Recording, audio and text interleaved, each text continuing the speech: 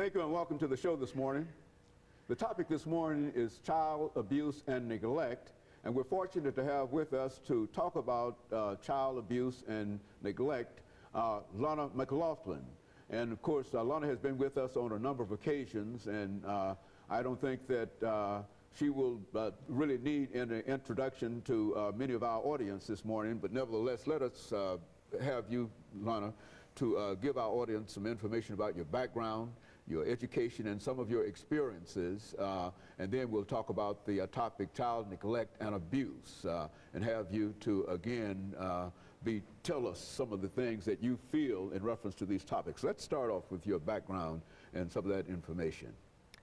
Well, my parents are Michael McLaughlin and Cheryl Haney, and my grandparents are Mildred J. Haney and Dr. James Haney.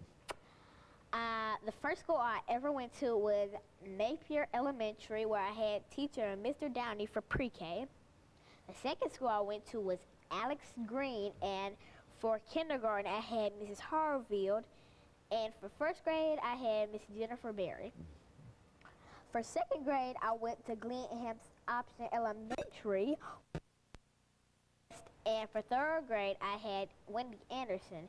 Now I'm currently in fourth grade, and my teacher's name is Caitlin Astrew at Robert Churchwell Magnet Museum Elementary. And so you've been to a number of schools in your young career, and what were some of the activities that you became involved in while you were at these schools?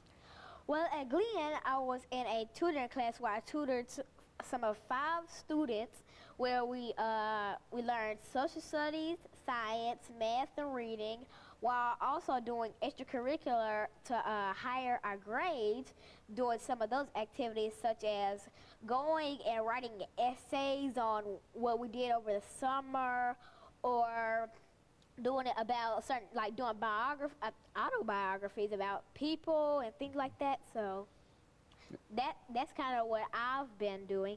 And also at Alice Green, I usually help students, as in help them with their work, and I just, go around helping them, like being the nice friend I am.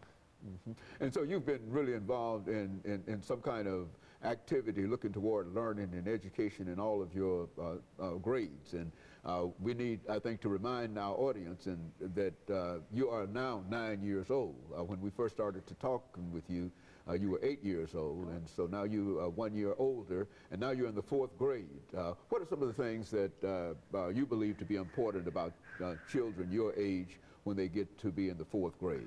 Well, 4th grade is really when you start to develop your own mind, when you start to question things. And it's really, it's kind of the center of elementary school. You're the big kid.